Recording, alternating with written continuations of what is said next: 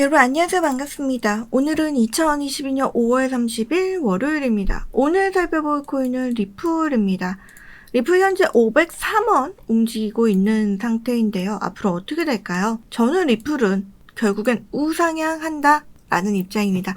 자세한 영상을 시청하시기 전 화면 하단에 보이는 구독과 좋아요 꼭 눌러주세요.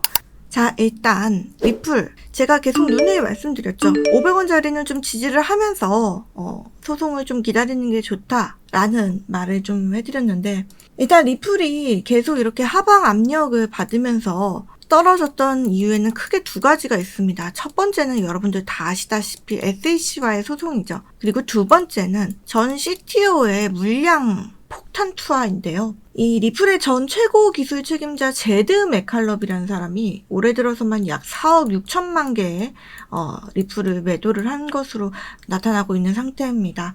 그러니까 평균적으로 올해 1일당 400만 개에서 600만 개 정도를 매일매일 매도를 한 거예요. 매일매일 이런 매도 물량이 나오는데 어떻게 버팁니까? 그쵸?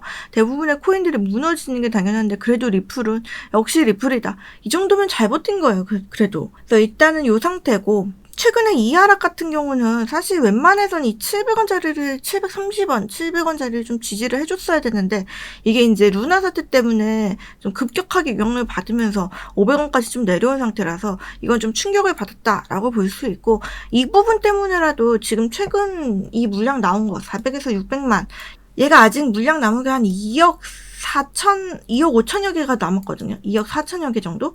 이 정도 남은 거는 이제 웬만하면 한 달 정도면 다 풀려요. 그러니까 지금 한 6월 말 요 정도까지 오면 다 풀릴 거라서 그때까지 500원짜리는 좀 지지를 해주면서 움직임 가는 게 중요하고, 그리고 요 상태에서 흐름이 나아준다, 물량이 다 풀린다면 흐름은 이제 적어도 기술적 자리였던, 원래 자리였던 730원대는 기술적으로도 좀 올려주지 않을까 생각이 되고 있는 상태예요. 근데 그런 와중에 이제 첫 번째 이유가 SEC와의 소송 때문이었죠. 두 번째가 이제 전 CTO 물량 나오는 거. 이 CTO 물량은 이제 6월 말에 좀 해결이 될 것으로 보고 있는데, SEC와의 소송은 아직 멀었죠. 특히나 지금 조금 더 얘네가 기간 연장을 좀 시켰는데, 리플 보유자들이 그 법원에 법정 조언인으로 소송에 참여할 것을 요청을 좀 했었어요. 이 SEC와의 그 소송에.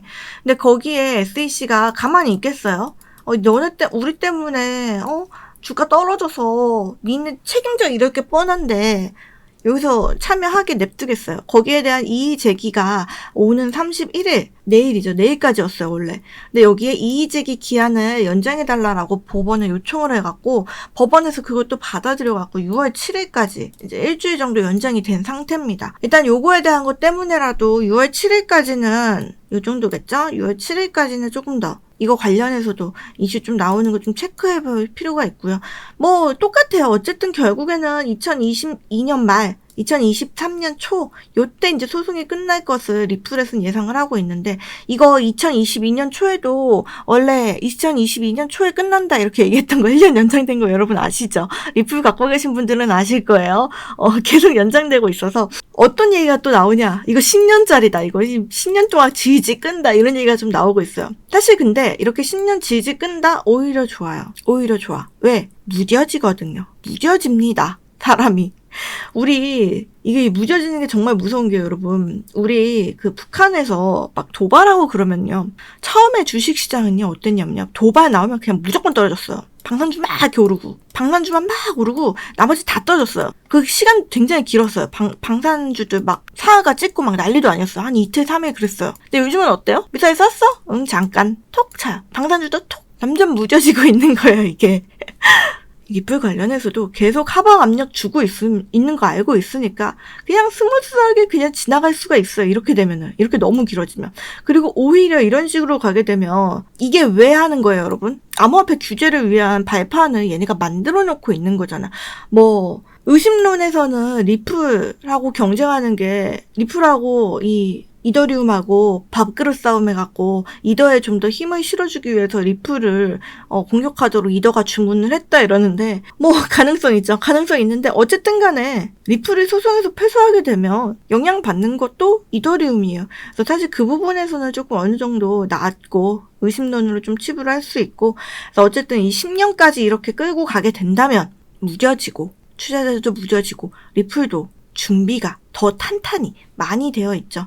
당장의 리플 같은 경우도 어떻게 준비를 하고 있냐면 이 브레드 관리하우스 우리 빵형 어떻게 준비하고 있죠, 여러분? 소송에서 졌다는 가정하에 이미 운영을 하고 있어요. 그걸 가정하고 성장할 거 로드맵 짜고 인원 확대하면서 기업 성장할 수 있도록 노력하고 있기 때문에 SAC와의 소송으로 가져온 이 불명확성이 더 이상 리플에 영향을 주지 않을 수 있도록 준비를 계속 하고 있는 거예요. 그런 측면에서 봤을 때 당장 우리는 500원 가격에 힘들지만 리플은 좀 더 먼 미래를 보고 있다는 것도 확실해졌던 게 1억 달러 투자를 단행을 했죠. 최근에 탄소 배출권 시장에 1억 달러 투자를 단행을 했는데 이게 2030년, 최소 2030년까지의 로드맵이에요. 친환경 코인으로서의 자리를 좀 만들면서 1억 달러 투자해가지고 이 탄소 배출권 시장이 매년 성장하고 있는 시장인데 사실 생각보다 지금 증권사 이런 메이저 시장에서도 인재 프로듀 데스크 만들고 인재 대응하고 있는 상태예요. 그러다 보니까 그 틈을 파고들어 코인 쪽에서도 이 거래할 수 있는 시장 자체를 코인으로 할 수 있도록 만들려고 하고 있는 거예요. 이게 어떻게 보면 코인 쪽에서 하는 게 좀 더 기업들한테 이득일 수 있는 게 달러라는 거 자체가 결국엔 메이저잖아요. 근데 이 탄소 배출권을 갖고 있는 기업들이나 얘네들이 탄소 배출권 시장에 이렇게 진출을 해갖고 결국에는 리플 거래하는 사람들이, 사용자들이 많아질 수 있도록 이 시장을 만들겠다는 거예요. 거기에 대한 개발 앱이라든가 이런 것들도 지원을 하면서 이 시장에 진출하겠다는 계획을 2030년, 최소 2030년까지 세워놓고 있어요. 즉, 우리는 당장 500원을 급급해서 힘들어하고 있지만 리플은 그 이후의 성장을 노려보면서 미래를 준비하고 있고, 리플이 2022년 말, 2023년 초에 결과가 좀 나오게 되더라도 어느 정도 승소 또는 패소보다는 합의 쪽으로 가닥을 잡고 있다라는 생각이 좀 드는 게 SAC 뒤에 누가 있어요, 여러분? 미국이잖아요. 그쵸? 미국한테 밑보이면 어떻게 되죠? 우리 최근에 어떻게 됐는지 봤잖아요. 어떻게 됐죠? 박살났죠. 알고 있거든요. 이 리플도. 이게 결국에는 미국하고 중국하고의 기축통화 싸움인데요. 너무 딥하게 들어가면 얘기가 길어지니까 짧게 얘기를 하면 결국에는 얘네는 미국한테 갈 수밖에 없거든요. 리플 자체는. 그럼 패소를 하게 된다면 리플을 잡으면서 이더도 잡고 다 가상화폐 시장 전체를 잡을 수 있는 명분을 제공하게 되는데 사실 지금 소송 내용들 같은 경우도 보면 패소 쪽으로 가닥을 잡기에는 너무 커요. 너무 급진적이에요. 그렇게 하는 것보단 승소로 가게 된다면 또 얘네가 지는 건데 미국이 지는 건데 말이 됩니까? 말이 돼요. 사실 승소할 가능성이 훨씬 더 높아요. 두 개의 답안지를 놓고 봤을 땐. 근데 이게 말이 됩니까, 여러분? 얘네가 진다는 게. 말이 안 되죠. 그렇기 때문에 이쪽으로도 갈 수 없어요.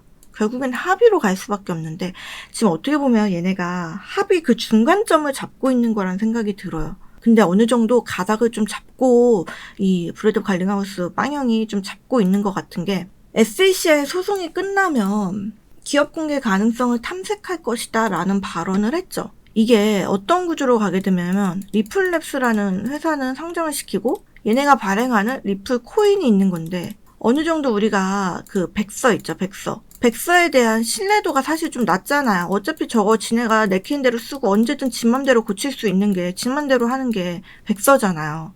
루나, 테라 뿐만 아니라 다른 코인들만 봐도 지 멋대로 해요. 근데 적어도 우리가 지금 시장에서 조금 올라가고 흐름 좀 받는 게 위메이드 발행한 위믹스 코인 지금 어때요? 얘네 백서에 대한 신뢰도는 거의 100%예요, 여러분. 얘네 백서에 써있으면 그래 그렇게 갈 거야. 그렇게 너네 운영한다고? 알았어. 라고 사람들이 좀 받아들이고 있는 상태거든요. 그래서 상장을 시킴으로써 리플에 대한 규제도 어느 정도 리플랩스 자체가 규제를 받는다는 거예요. IPO 상장한다는 것 자체가 여러분 규제를 받는다는 거예요. 위메이드 규제 받잖아요. 리플랩스 규제 받는 거예요.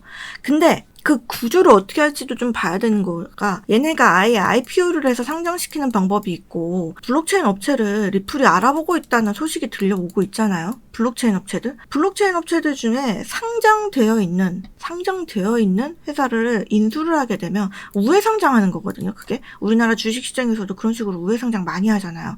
지금 카카오가 그런 식으로 사실 우회 상장한 거잖아요. 이런 식으로 얘네가 우회 상장을 시킬 수가 있어요. 우회 상장 관련해서 최대 성공주가 사실 카카오잖아요. 다음이 상장이 되어 있는 회사인데 형식상으로는 카카오가 다음에 좀 종속되는 형태로 갔지만 카카오가 다음을 먹은 거잖아요. 그런 식으로 지금 리플이 우회 상장을 시키지 않을까. 그래서 좀 알아보고 있지 않나. 좀 그런 생각이 들어요. 즉 어느 정도 합의를 염두에 두고 이런 행동을 하고 있지 않나 생각이 듭니다. 결국에는 우회 상장을 하던 IPO 공개를 해갖고 기업 공개는 안 할 것 같아. 이런 식으로 안 가고 우회 상장으로 갈 것 같아. 이거는 사실 좀 자기네들이 준비할 수 있는 그 규제가 좀 많거든요. 우회 상장 쪽으로 가면 사실 얘네가 좀 더 이득 보는 부분들이 많이 생겨요. 이쪽으로 가지 않을까 좀 생각이 듭니다. 어쨌든 간에 그리고 우회 상장을 하게 되면 바로 그냥 IPO 하는 것보다는 우회 상장했을 때 주가 리스크가 좀 많이 줄어들기 때문에 그런 측면에서 리플 가격 상승에 대한 메리트도 굉장히 높아져요. 어쨌든 뭐가 됐든 일단은 합의를 염두에 두고 이런 제스처를 취하고 있지 않나 싶어요. 즉 어찌됐든 간에 2022년 말에 또는 2023년 초에 결론이 어찌됐든 난다는 가정하에 우리는 뭘 준비해야 되냐. 중요한 건 뭐겠어요. 신규로 최근에 들어오신 분들한테는 별로 문제가 되지 않아요.